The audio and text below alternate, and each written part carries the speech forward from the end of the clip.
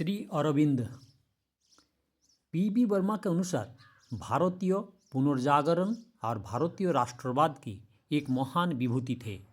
नैतिक, बौद्धिक तथा आध्यात्मिक उपलब्धियों ने भारत के शिक्षित समाज पर गहरा प्रभाव डाला है। उनके महाग्रंथ द लाइफ डिवाइन के प्रकाशन के समय से संसार के प्रमुख विद्वानों का ध्यान उनकी ओर आकृष्ट हुआ और उनका महाकाव्य सावित्री आध्यात्मिक काव्य के क्षेत्र में एक नया युग का प्रवर्तन माना जाता है। निस्संदेह ये आधुनिक भारतीय विचारकों में सबसे अधिक सुशिक्षितों में से एक थे। टैगर ने, जिन पर श्री अरविंद के देदीप्यमान व्यक्ति का गहरा प्रभाव पड़ा था, कहा है कि उनका द्वारा भारत विश्व को अपना संदेश व्यक्त करेगा। रोमेरला श्री अरविंद को एशिया की प्रतिभा तथा यूरोप की प्रतिभा का सर्वोत्कृष्ट समन्वय मानते थे। सचमुच श्री अरविंद की प्रतिभा बहुमुखी थे। एक कवि, तत्वशास्त्री, दृष्टा, देशभक्त, मानवता के प्रेमी तथा राजनीतिक सामाजिक विचारक थे। उनकी रचनाओं में हमें भारत की नवीन व उदीयमान आत्मा का घनीभूत सार देखने को मिलता है और मानव जाति के लिए उनमें आध्यात्मिक संदेश निहित है। जीवन विचित्र तथा कृतियाँ। श्री अरविंद का जन्म 15 अगस्त 1972 को कलकत्ता के घोष परिवार में हुआ था। उनके पिता डॉक्टर कृष्णाधन घोष मेडिकल अफसर थे।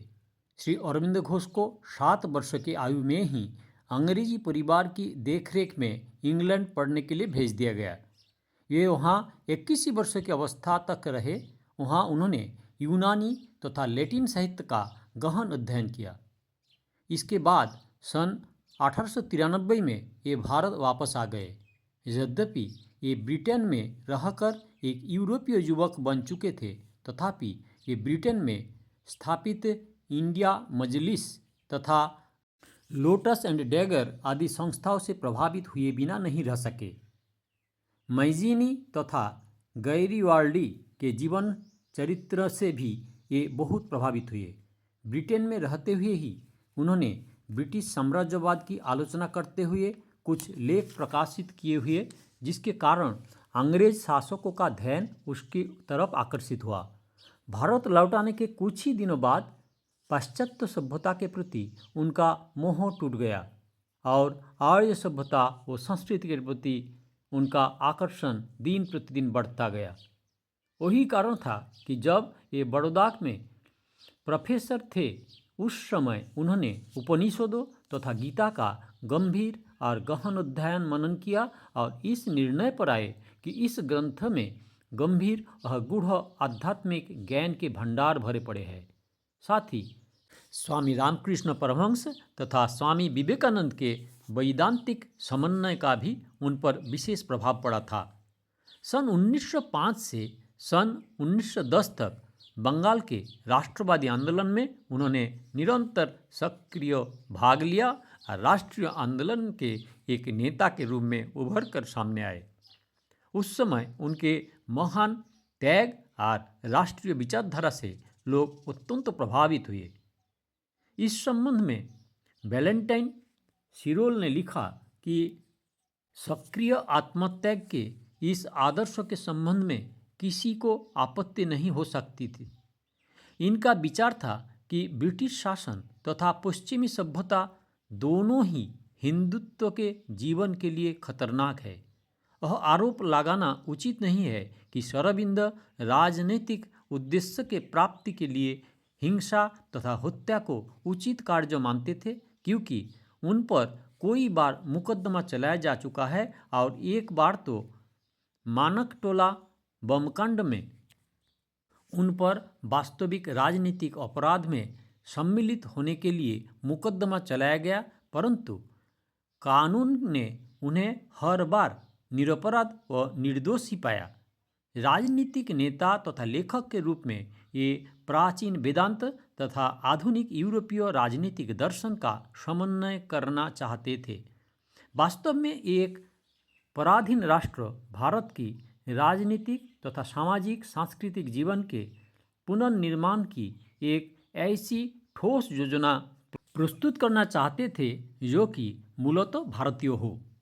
सन 1910 में श्री अरविंद ने अचानक ही स्वयं को राष्ट्रीय आंदोलन से पृथक कर लिया, क्योंकि उन्हें यह अनुभव होने लगा था कि उन्होंने एक और बड़े कार्य के लिए इस दुनिया में जन्म लिया है।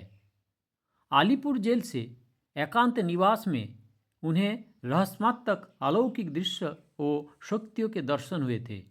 इस बात को उन्होंने स्वीकार किया एवं उसी अलौकिक शक्ति की खोज में वे पंडिचेरी चले गए एवं एक आश्रम, श्री अरविंद आश्रम की स्थापना की और वहीं पर अपना संपूर्ण जीवन योग साधना में लगा दिया। उनका देहांत 5 दिसंबर सन 1950 में हुआ। श्री अरविंद के मुख्य ग्रंथ the life divine, the mystery of Gita, human cycle, the synthesis of yoga तथा सावित्री। श्री अरविंद का दर्शन शास्त्र, आध्यात्मवाद व भौतिकतावाद का समन्वय।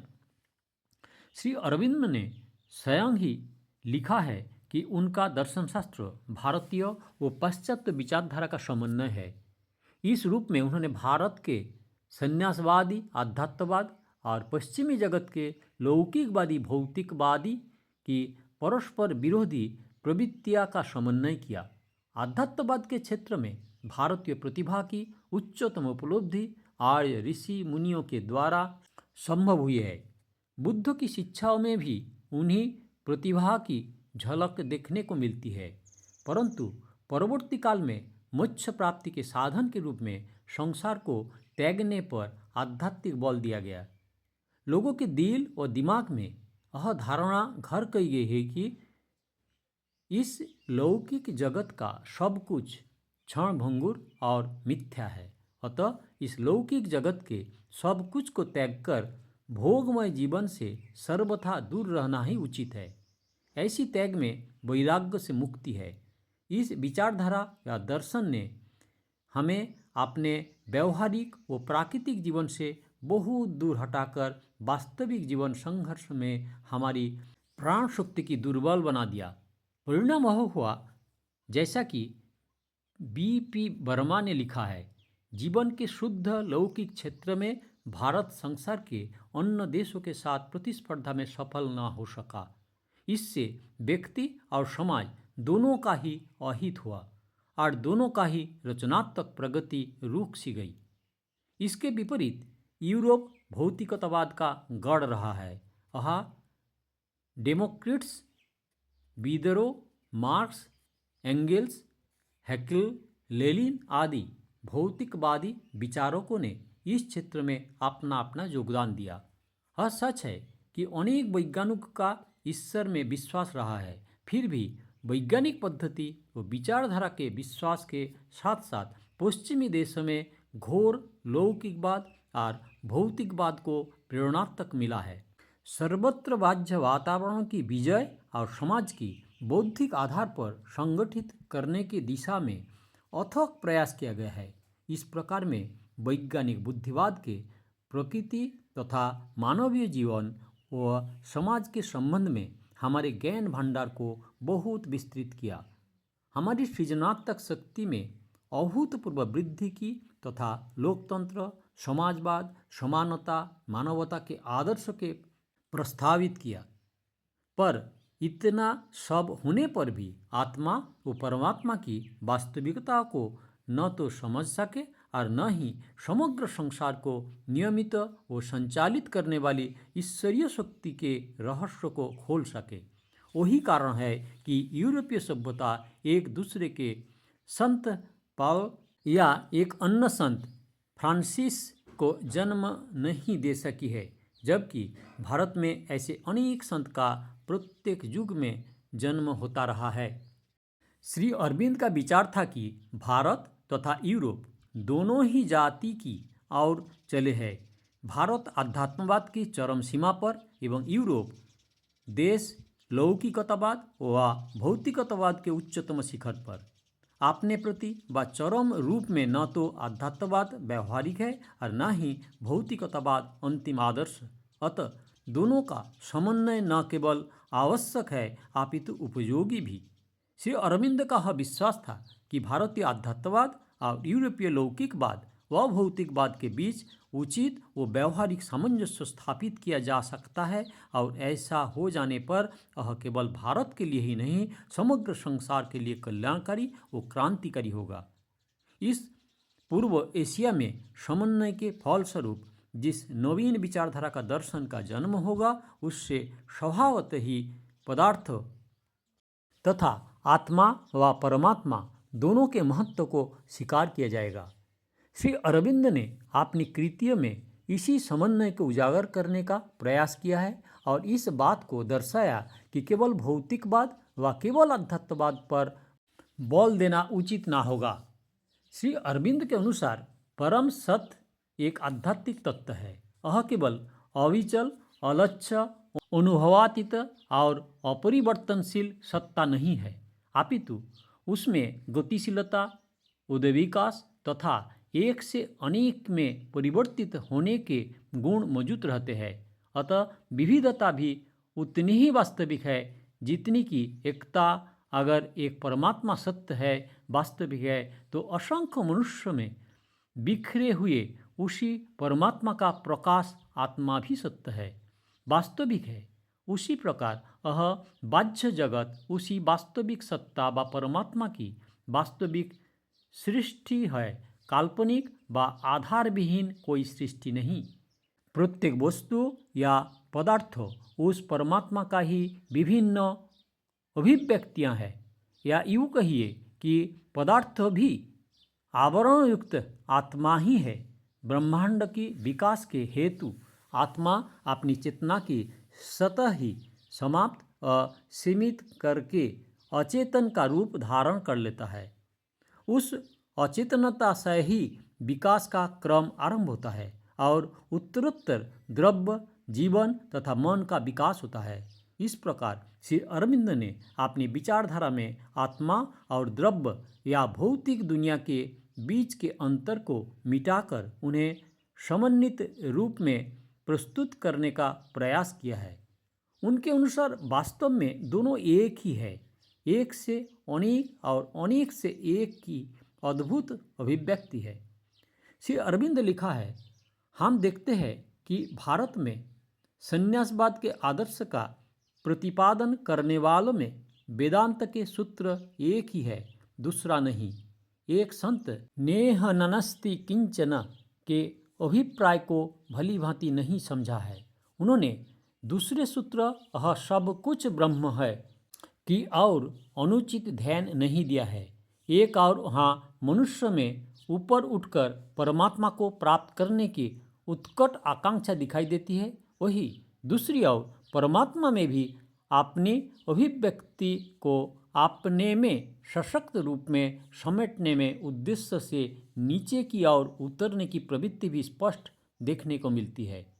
इन दोनों बातों को समुचित ढंग से परस्पर संबंध करने का प्रयास हमने अब तक नहीं किया है, अर्थात पदार्थ में निहित ब्रह्म शक्ति को, वास्तविकता को उतनी अच्छी तरह नहीं समझा गया जितनी अच्छी तरह आत्मा में निहित सत्य या परमात्मा का साक्षात्कार कर लिया गया।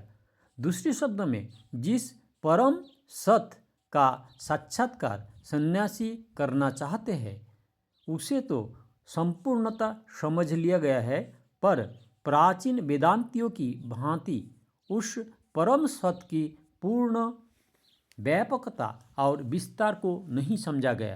किंतु इसका अभिप्राय यह नहीं है कि पूर्ण व्यापकता को खोज में उस परम सत्य की वास्तविकता को ही कम कर दिया जाए, अर्थात भौतिकतावादी आधार को स्वीकार करते हुए भी आध्यात्मवादी आधार के महत्व को कम नहीं किया जा सकता। यह सच है कि भौतिकवाद ने ईश्वरीय प्रयोजन की सिद्धि में महान योग दिया है, उसी तरह हमें यह भी स्वीकार करना होगा कि संन्यासवाद की आदर्श ने भी महान सेवा की है। अंतिम सामंजस्य में यह भौतिक विज्ञान के सत्य और उसके वास्तविक उपयोगी तत्वों का निश्चय ही संरक्षण करेंगे, चाहे हमें उसके विद्यमान सभी रूपों की तोड़ मरोड़ अथवा परित्याग ही क्यों ना करना पड़े, और इससे भी अधिक सावधानी हमें प्राचीन आर्यों की विरासत को सुरक्षित करने के लिए बरतनी पड़ेगी, चाहे वह विरासत कितनी ही न्यून अथवा अवमूल्यित क्यों न हो गई हो। श्री अरविंद का कथन है कि उनके द्वारा प्रस्तुत आध्यात्मवाद और भौतिकवाद का वह समन्वय अरस्तु और हिगल की भांति केवल एक बौद्धिक विचार नहीं अपितु मनुष्य के लिए एक व्यवहारिक योजना है, जिसके अंतर्गत ये अपने भौतिक प्रयोजनों को त्याग बिना ही परम सत्य की प्राप्ति के दिशा में आगे बढ़ सकते हैं। इतिहास तथा संस्कृति संबंधी विचार। एक आध्यात्मिक विचारक के रूप में श्री अरविंद ने इतिहास के क्रम विकास में आध्यात्मिक नियतिवाद के सिद्धांत को स्वीकार किया है। उनका विचार था कि देश के इतिहास में जो घटनाचक्र एक के बाद दूसरा घटित होता रहता है, उसके मूल में ईश्वर की शक्तियाँ ही काम कर रही होती है। इतिहास ब्रह्म की क्रमिक पुनराभिव्यक्ति है। श्री अरविंद काली को परमात्मा की निर्णायक शक्ति का प्रतीक मानते थे। उनके अनुसार काली का गतिशील क्रियाकलाप ही इतिहास है। अपने इस तर्क की पुष्टि में उन्होंने दो ऐतिहासिक उदाहरण प्रस्तुत किया। एक तो बंगाल का राष्ट्रवाद और दूसरा फ्रांस की क्रांति। ये दोनों ही ऐतिहासिक घटनाएं कदापि घटित नहीं होती यदि ईश्वरीय इच्छा इनके मूल में ना होती। निर्बल दुर्बल दबाई हुई सताई हुई जनता को इतना बल शक्ति या साहस कहाँ से मिला है कि अपना सिर ऊंचा करके सामाजिक राजनैतिक न्याय के लिए एक साथ आवाज़ उठाते। वह काली की शक्ति का ही प्रभाव था, क्योंकि काली की शक्ति ही अत्याचारित का विनाश करने वाली है। वह उसी शक्ति की इच्छा थी कि भारतवासियों ने सामाजिक आर्थिक न्यायिक तथा राजनीतिक स्वतंत्रता के संग्राम करने का बीड़ा लिए उठाया, अन्यथा इतने बड़े शक्तिशाली अंग्रेज शासन के विरुद्ध सिर उठाने का साहस उन्हें कभी न होता। इसलिए श्री अरविंद का यह दृढ़ विश्वास रहा कि भारतीय राष्ट्रवाद के मूल में ईश्वर है और उन्हीं आंदोलन का वास्तविक नेता है। उनका तो यह भी मत था कि अंग्रेज शासक ने असहाय भारतीय जनता का जो दमन उत्पीड़न और अपमान किया था, वह भी ईश्वरीय योजना का ही अंग था।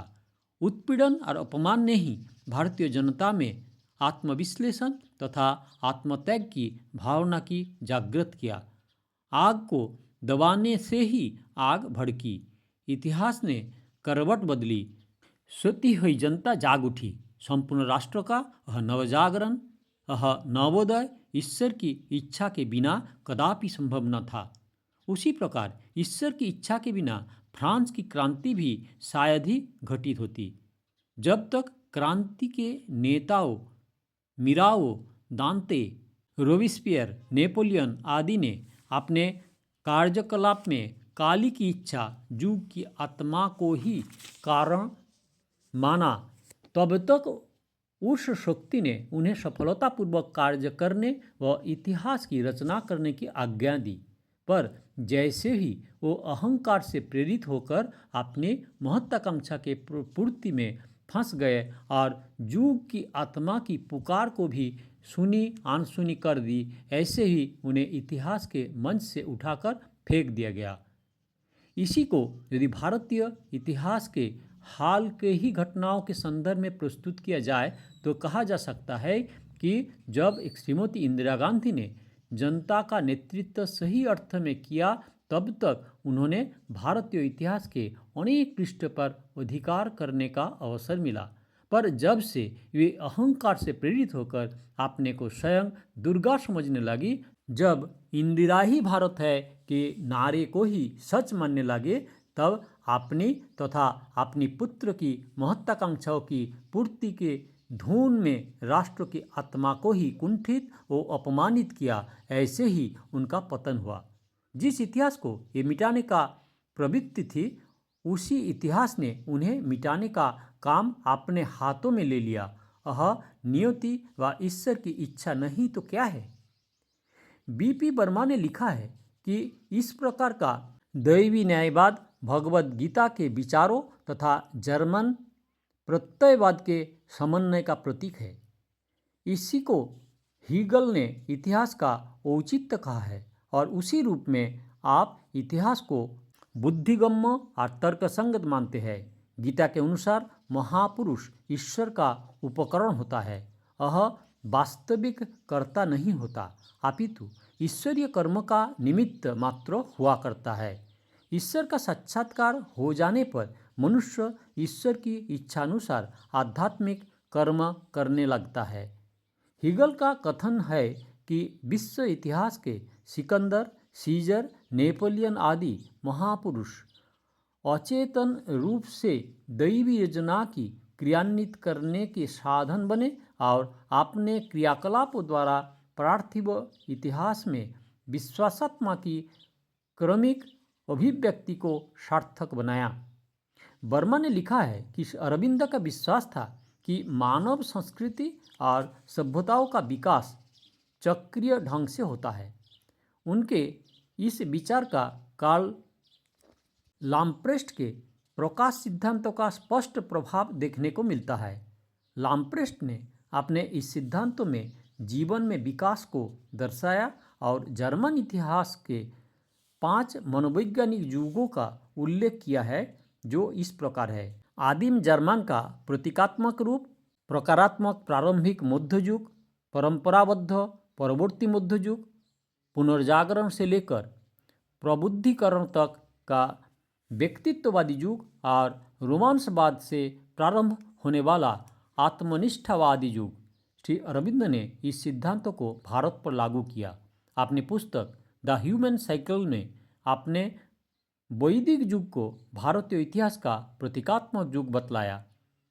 वर्णों को ये प्रकाशात्मक सामाजिक संस्था मानते थे और जाति को परंपराबद्ध सामाजिक रूप। श्री अरविंद का विचार था कि पाश्चात्य सभ्यता के प्रभाव के कारण भारतीय समाज में ही अभिव्यक्तिवाद का युग आया और अपने साथ बुद्धि तथा स्वतंत्रता का संदेश लाया, किंतु पूर्वी जगत भारत आदि बौद्धिक युग लंबा नहीं चल सकता, क्योंकि वहाँ अंत तक परंपरागत आत्मनिष्ठावाद को ही विजय होगी। श्री अरविंद का यह भी कहना था कि आत्मनिष्ठावादी युग के स्थान पर आध्यात्मिक युग आना चाहिए, क्योंकि इस युग के आने पर मानव आत्म, जो परमात्मा को भी शाश्वत अंश है, कि संपूर्ण शक्तियाँ मानव विकास का पथ प्रदर्शक करेगी। इस प्रकार से अरविंद ने आध्यात्मिक आधारों पर ही समाज व संस्कृति को न केवल समझने का प्रयास किया, अपितु उनके विकास क्रम को भी निर्धारित किया। शाब्दिक अर्थ में संस्कृति शब्द संस्कार का रूपांतर है। किसी भी हिंदू को अपने जीवन को परिमार्जित करने के लिए अनेक प्रकार की संस्कार करने पड़ते हैं, तब कहीं जाकर वह संस्कृत व परिमार्जिता व कल्चर कहा जाता है। इस रूप में हम कह सकते हैं कि संस्कृति व्यक्ति के जीवन को परिशुद्ध करने का एक साधन है। श्री अरविंद का कहना था कि यह परिशुद्धि केवल शरीर को ही नहीं, अपितु मन, बुद्धि और विवेक सब कुछ को होनी चाहिए। तब कहीं मानव अपने जीवन को राष्ट्र के सेवार्थ नियोजित कर सकता है, तब कहीं वह युग की आत्मा या राष्ट्र की आत्मा के घनिष्ठ होने का आनंद उठा सकता है और उस आत्मा के माध्यम से परमात्मा के साथ भी संपर्क स्थापित कर सकता है। इस प्रकार हम देखते हैं कि श्री अरविंद ने विश्लेषण में उस वेदांती दर्शन का ही प्राधान्य है जिसमें परम सत्य, परम ज्ञान, परम शुभ और परम आनंद को ही सर्वाधिक महत्व दिया गया है। भारत क्या है? राष्ट्र का एक नया स्वरूप। What is India? A new form of nation. Shri Aurobindo ने अपने भारत रूपी राष्ट्र की कल्पना एक सर्वथा नवीन आध्यात्मिक रूप में ही की थी। इस विषय में वे सन 1883 में प्रकाशित बंकिम चंद्र चटर्जी के सुप्रसिद्ध उपन्यास आनंद मठ से प्रभावित थे। उन्होंने अपनी पत्रिका वंदे मातरम में स्वयं लिखा था कि इस पुस्तक ने हमें एक नए भारत की सृष्टि करने वाला संजीवनी मंत्र वंदे मातरम दिया है। श्री अरविंद के मतानुसार भारत एक भौगोलिक नाम व प्राकृतिक भूखंड मात्र नहीं है, अपितु एक ऐसी शरीरधारिणी देवी और शक्तिमयी माँ है जो सदियों तक अपने पालने में करोड़ों भारतीयों को झुलाती रही है और इनका पालन पोषण करती रही है। इस प्रसंग में उन्होंने महिषासुर का मर्दन करने वाली उस देवी की कथा का भी उल्लेख किया है, जिसके निर्माण के लिए सब देवताओं ने असुरों का संहार करने की दृष्टि से अपनी उत्कृष्टतम शक्तियाँ प्रदान की थी और इन सबके समन्वय से एक अलौकिक शक्ति संपन्ना माँ भवानी प्रकट हुई थी और उन्होंने घोर अत्याचारी महिषासुर का वध करके उसके निरंकुश उत्पीड़न से देवों को मुक्त किया था। श्री अरविंद उसी प्रकार करोड़ों भारतवासियों के उत्कृष्टतम तेजोमय अंशों से जन्म लेने वाली राष्ट्र की महान शक्ति द्वारा विदेशी दासता का अंत करना चाहते थे। उन्होंने अपने भवानी मंदिर नामक सुप्रसिद्ध लेख में राष्ट्र के स्वरूप पर प्रकाश डालते हुए लिखा था, राष्ट्र क्या है, हमारी मातृभूमि क्या है। वह भूखंड नहीं है, बाक विलास नहीं है और न ही मन की कोरी कल्पना है। यह एक ऐसी महाशक्ति है जो राष्ट्र का निर्माण करने वाली कोटि कोटि जनता की व्यक्तिगत शक्तियों का समष्टि रूप है। जैसे पूंजीभूत होने पर एक शक्तिमयी भवानी महिषासुर मर्दिनी का उद्भव हुआ था, 33 कोटि देवों की शक्ति, यह शक्ति जिसे हम भारत के प्रसंग में भवानी भारती कह सकते हैं, यह 30 कोटि जनता की व्यक्तिगत शक्तियों की एक जीवन समष्टि है। समस्त भारतीयों को सम्मिलित और समवेत शक्ति से बनने वाली राष्ट्र के प्रति प्रेम रखने और उसके लिए अपना सदैव अर्पण करने की भावना को ही श्री अरविंद हमारा सबसे बड़ा कर्तव्य समझते थे। अपने सुप्रसिद्ध ग्रंथ the doctrine of passive resistance में उन्होंने लिखा था, राजनीति में प्रेम का स्थान तो है, लेकिन ऐसे प्रेम का जो अपने देशवासियों के लिए हो, अपने जाति के गौरव, उत्कर्ष और आनंद के लिए हो, अपने देश और उसकी स्वतंत्रता के लिए, रक्तदान के आनंद के लिए हो। मातृभूमि के रजकण के स्पर्श, भारत के सागरों से आने वाली वायु के झांकोरे, भारत के पर्वतों से निकालने वाली नदियाँ, भारतीय भाषा, संगीत और काव्य का श्रवण उस प्रेम वृक्ष का मूल है। अपने अतीत का अभिमान, वर्तमान की वेदना, भविष्य की उज्जवल आकांक्षा उसके स्कंध और शाखा प्रशाखा है। आत्मबलि, आत्मविस्मृति और देश के लिए अपार कष्ट सहिष्णुता उसके फल है। मातृभूमि से ही पुण्य देवभूमि की प्रतीति, मातृरूप का दर्शन, उसी का निरंतर ध्यान, सतत चिंतन और निरंतर आराधना उसका जीवन रस है। इसी से स्पष्ट है कि भारत का राष्ट्र श्री अरविंद की दृष्टि में एक सजीव, स्पंदनशील आध्यात्मिक सत्ता थी। राष्ट्रवाद या राष्ट्रीयता एवं मानव एकता, nationalism and unity of mankind. राष्ट्र को, अपने भारत को श्री अरविंद कितना स्नेह और सम्मान करते थे, यह बात उपरोक्त विवेचना से ही स्पष्ट है। इसी कारण श्री अरविंद को धर्म के रूप में राष्ट्रवाद का अग्रदूत कहा जाता है, क्योंकि उन्होंने राष्ट्रीयता को एक धर्म के रूप में स्वीकार किया और यह घोषणा की कि भारत पराधीनता की जंजीरों से तब तक भी मुक्त नहीं हो सकता जब तक कि प्रत्येक भारतवासी राष्ट्रीयता की सच्ची भावना से ओतप्रोत नहीं हो जाता। राष्ट्रीयता उसका धर्म है और उस धर्म के पालन हेतु प्रत्येक त्याग, यहाँ तक कि अपने प्राणों का निछावर भी तुच्छ है। इस प्रकार अपने राजनीतिक जीवन के अल्पकाल में ही श्री अरविंद ने राष्ट्रवाद को एक नया स्वरूप प्रदान किया। इस मामले में ये सर्वप्रथम आयरलैंड के स्वतंत्रता आंदोलन तथा पार्नेव और उनके साथियों की वीरतापूर्ण कार्यों से बहुत प्रभावित थे। ये देश व देशवासियों के लिए किए गए ठोस कार्य में विश्वास रखते थे। उनका कहना था कि राष्ट्र के प्रति अपना कर्तव्य वही व्यक्ति निभाता है जो साधारण जनता की दशा को सुधारने की दिशा में निष्ठापूर्वक कार्य करता है। सन 1893 में उन्होंने इंदु प्रकाश में एक लेखमाला प्रकाशित की जिसका शीर्षक था पुरानों के बदले में नया दीपक। उसमें उन्होंने लिखा था, हमारा प्रथम तथा सबसे पवित्र कर्तव्य साधारण जनता का उत्थान करना और उसे ज्ञान देना है। हमारे बीच अनेक ऐसे महानुभव हैं जिसकी कार्यप्रणाली गलत भले ही है, किंतु उनमें निष्ठा तथा विचारों की श्रेष्ठता है।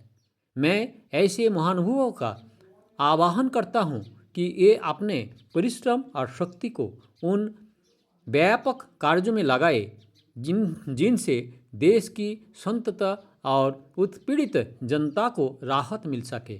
देश व देशवासियों के प्रति यह निष्ठापूर्ण कर्तव्य ज्ञान ही श्री अरविंद का नया राष्ट्रवाद था। श्री अरविंद राष्ट्रवाद को ईश्वरीय देन व आदेश समझते थे। उनके शब्द में राष्ट्रीयता क्या है? वह केवल एक राजनीतिक कार्यक्रम नहीं है। राष्ट्रवाद तो एक सनातन धर्म है जो हमें ईश्वर से प्राप्त हुआ है। वह एक विश्वास है जिसे लेकर आपको जीवित रहना है। राष्ट्रवाद अमर है, यह मर नहीं सकता क्योंकि यह कोई मानवीय वस्तु नहीं है। यह तो ईश्वर है जो बंगाल में काम कर रहा है। ईश्वर को मारा नहीं जा सकता, ईश्वर जो जेल में भी डाला नहीं जा सकता। राष्ट्रवादी बनने के लिए राष्ट्रीयता के इस धर्म को स्वीकार करने के लिए हमें धार्मिक भावना का पूर्ण पालन करना होगा। हमें स्मरण रखना चाहिए कि हम निमित्त मात्र है, भगवान के साधन मात्र है। उन्होंने अन्यत्र इस बात को दोहराते हुए लिखा था, हम तो केवल मातृभूमि के दिव्य रूप को पूज्य मानते हैं, किसी प्रकार के वर्तमान राजनीतिक लक्ष्य को नहीं। एक अन्य ग्रंथ में उन्होंने लिखा था, भारत माता पीढ़ियों में जकड़ी हुई है, हमारा एकमात्र लक्ष्य उनको स्वतंत्र कराना है। इस संघर्ष में माता के हित के लिए हर संतान को अपने सर्वस्व का बलिदान करने के लिए तैयार रहना होगा, क्योंकि उसने यह सर्वस्व उसी माता से ही प्राप्त किया है। राष्ट्रीय मुक्ति का प्रयत्न एक परम यज्ञ है। इस यज्ञ का सुफल स्वतंत्रता है जिसे हम देवी भारत माता को अर्पित करेंगे। सप्तजिहा यज्ञाग्नि की जलाओं में हमको अपनी और अपने सर्वस्व की आहुति देनी होगी। अपने रुधिर और प्रियजनों के सुख की भी आहुति देकर उस अग्नि को प्रज्वलित रखना होगा, क्योंकि मातृभूमि यह देवी है जो अपूर्ण और विकलांग बलि से संतुष्ट नहीं होती है और अपूर्ण मन से बलिदान करने वाले को देवता को भी मुक्ति व वरदान नहीं देते हैं। वर्मा ने लिखा है, यह सच है कि श्री अरविंद को उन सुधारकों की उस कार्यप्रणाली में विश्वास नहीं था जो देश को पाश्चात्य सभ्यताओं के रंग में रंगना चाहते थे। ये इस सिद्धांतों को मानते थे कि सामाजिक विकास व्यक्ति तथा समाज के स्वधर्म के नियमों के अनुसार होना चाहिए, किंतु ये समाज के किसी वर्ग के उत्पीड़न की अनुमति कभी भी देने के लिए तैयार नहीं थे। श्री अरविंद ने वंदे मातरम में प्रकाशित एक लेख में लिखा, राष्ट्रवाद राष्ट्र में देवी का एकता प्राप्त करने की उत्कृष्ट अभिलाषा है। वह एक ऐसी एकता है जिसके अंतर्गत राष्ट्र के सभी व्यक्ति वास्तव में और बुनियादी तौर पर एक और समान है, चाहे वे अपने राजनीतिक, सामाजिक तथा आर्थिक कार्यों में कितने भी भिन्न तथा असमान क्यों न प्रतीत होता हो। भारत राष्ट्रवाद का जो आदर्श विश्व के समक्ष उपस्थित करेगा, उसके अंतर्गत व्यक्ति तथा व्यक्ति के बीच, जाति तथा जाति के बीच और वर्ग तथा वर्ग के बीच पूर्ण समानता होगी।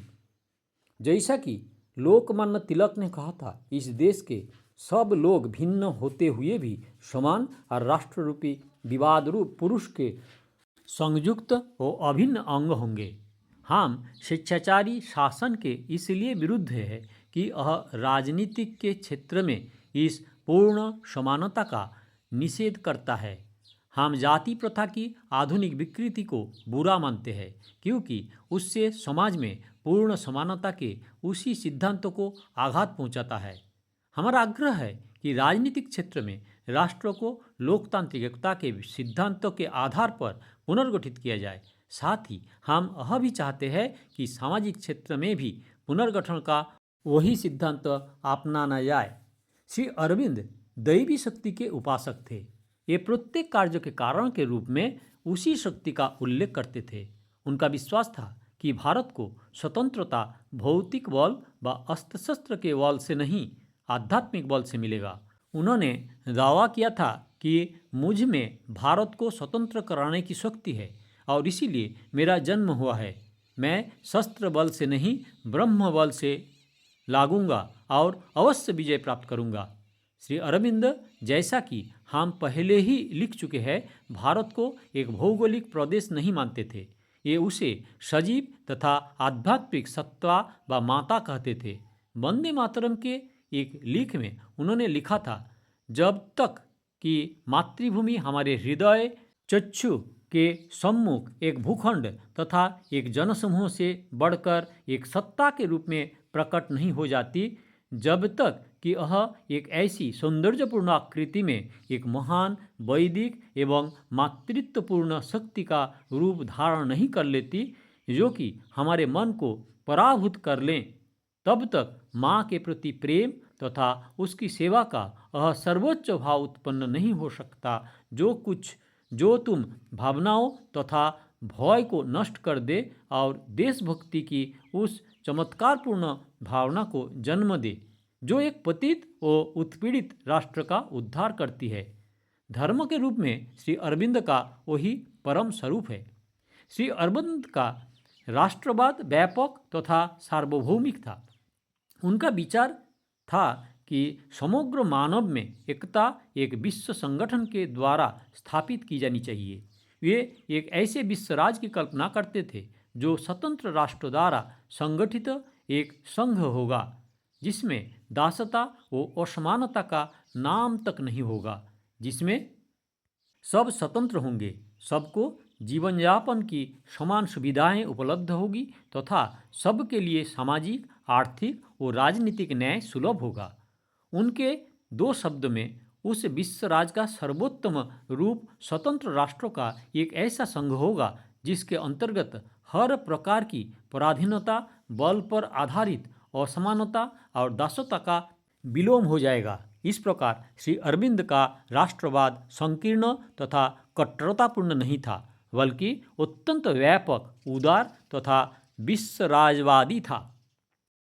निष्कर्ष, कंक्लूजन। उपरोक्त विवेचना से यह स्पष्ट है कि श्री अरविंद आध्यात्मिक स्वतंत्रता के आदर्शों को स्वीकार करते थे। उनके अनुसार मनुष्य प्रकृति की यांत्रिक आवश्यकता से तभी मुक्ति पा सकता है जब वह अपने को मानसातीत आध्यात्मिक शक्ति का अभिकर्ता मानकर कार्य करने लगे। श्री अरविंद के शब्द में अपने जीवन के नियमों का पालन करना ही स्वतंत्रता है। आपने यह स्वीकार किया कि भारत ने पश्चिम से सामाजिक तथा राजनीतिक स्वतंत्रता का आदर्श सीखा है। श्री अरविंद ने वैंथम के उपयोगीवादी सिद्धांत अधिक व्यक्तियों का अधिकतम सुख को स्वीकार नहीं किया। स्वामी विवेकानंद, लोकनाथ तिलक आदि की भांति श्री अरविंद ने भी सब व्यक्तियों का अधिकतम कल्याण के सिद्धांतों को ग्रहण किया। उनका यह मत गीता के सर्वभूत हिताय के सिद्धांत पर आधारित था। इस आदर्श की पूर्ति तभी हो सकती है यदि देश के नेतागण अपने जीवन को एक आध्यात्मिक आधार पर प्रतिष्ठित कर सके। उन्होंने लिखा, हमारे नेताओं और अनुयायियों दोनों के लिए आवश्यक है कि ये अधिक गहरी साधना करें, देवी, गुरु तथा हमारे आंदोलन के नायक के साथ अधिक प्रत्यक्ष संपर्क स्थापित करें, अपनी आत्मा का उत्थान करें और विचारों एवं कार्यों में अधिक तेजवान और प्रचंड शक्ति का परिचय दें। भारत की आध्यात्मिकता, भारत की साधना, तपस्या, ज्ञान और शक्ति ही हमें स्वाधीन तथा महान बना सकती है। उनका तो कहना था कि प्राचीन हिंदुओं के वेद, उपनिषद, गीता आदि धर्मग्रंथ में उस आध्यात्मिक विवेक का रहस्य विद्यमान है जो मानव जाति की मुक्ति के लिए आवश्यक है। श्री अरविंद ने स्पष्ट रूप में घोषणा की कि भारत शक्तिशाली और आक्रामक राष्ट्र बनने के लिए अपना उत्थान नहीं कर रहा है। यह तो इसलिए उठ रहा है कि उसका आध्यात्मिक भंडार मानव जाति को उपलब्ध हो सके और उनके सहारे वह पूर्णता, समानता और एकता के जीवन की और प्रगति कर सके। ये भारतीय राष्ट्र को परमेश्वर की अभिव्यक्ति मानते थे और पश्चिम की श्रेष्ठता को स्वीकार करने को तैयार नहीं थे। श्री अरविंद का विश्वास था कि मानव विकास की वर्तमान अवस्था के जिस संकट ने सामाजिक तथा राजनीतिक अराजकता उत्पन्न कर रखी है, वह तभी दूर हो सकती है जब आध्यात्मिक समाज की स्थापना कर ली जाए। उनका कहना था कि आध्यात्मिकृत समाज का शासन आध्यात्मिकता पर आधारित होगा और ऐसे समाज में सबको समृद्ध तथा सुंदर जीवन बिताने का अवसर मिल सकेगा। इससे भी ऊपर उठकर उनका कहना था कि सामाजिक तथा राजनीतिक कलह, टकराव, अंतर्विरोध तथा संघर्ष तभी समाप्त हो सकता है जब आत्मा में एकात्म की चेतना जागृत हो। ऐसी चेतना पारस्परिक सहयोग, सामंजस्य तथा एकता का संवर्धन करेगी। श्री अरविंद के इस योगदानों को देखते हुए ही रोनाल्ड शाह ने इसके विषय में लिखा है, श्री अरविंद जिनकी प्रज्वलित रचनाएं आदर्शवाद से ओतप्रोत है और जिन्होंने अराजकता के भयावह वातावरण में धर्म का स्फूर्तिदायी प्रभाव फूंकने के लिए अन्य किसी भी व्यक्ति से अधिक कार्य किया है।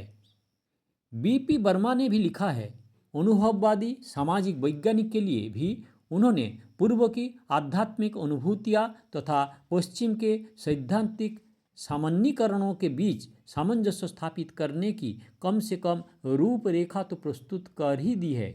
इसीलिए इस समय यह पश्चिम तथा पूर्व दोनों के ही विचारवान लोग दोनों जगतों की बौद्धिक परंपराओं के बीच अधिक सामंजस्य और मेल मिलाप की कल्पना कर रहे हैं। श्री अरविंद एक महान बौद्धिक तथा आध्यात्मिक शक्ति का काम दे सकते हैं। श्री अरविंद की विचारधारा हमें यह निरंतर याद दिलाती रहती है कि यह एक बड़ी लज्जा की बात है कि यदि भारतवासी होकर भी हम में से किसी को भारत की धरोहर पर नाज ना हो। ऐसी लोग वास्तव में भारतीय कहलाने योग्य नहीं है। इसका तात्पर्य यह नहीं है कि हम अपने दिल और दिमाग को विस्तृत व खुले हुए न रखें और न ही इसका यह अर्थ है कि हम पाश्चात्य संस्कृति से कुछ ग्रहण ना करें। जो कुछ भी अच्छा है उनका सदा स्वागत है, पर स्वागत करने का अर्थ अपने को, अपने गौरवपूर्ण इतिहास, सभ्यता व संस्कृति को, अपनी मातृभूमि को भूलना नहीं है। इन्हें भूलने का अर्थ होगा पतन। इस पतन को रोकना ही होगा, चाहे इसके लिए हमें कितना भी मूल्य क्यों ना चुकाने पड़े। आप सुन रहे थे महर्षि अरविंद संबंध में कुछ बातें। दया करके सब्सक्राइब करें, लाइक करें, शेयर करें और आगे इस तरह का वीडियो देखने के लिए कृपया इंतज़ार करें।